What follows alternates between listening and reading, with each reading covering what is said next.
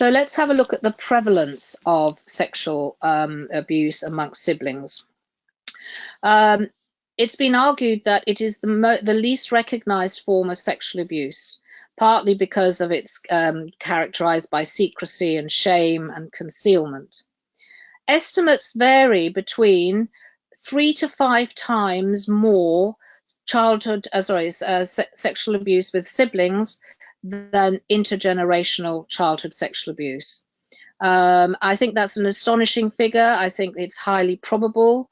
The reason it's an estimate is because there just hasn't been sufficient research. There was some research in the late 80s by Finkelhor, but we haven't done any big studies subsequently to look at the incidence and the prevalence of sibling abuse. Partly that is due to underreporting, as I've just said,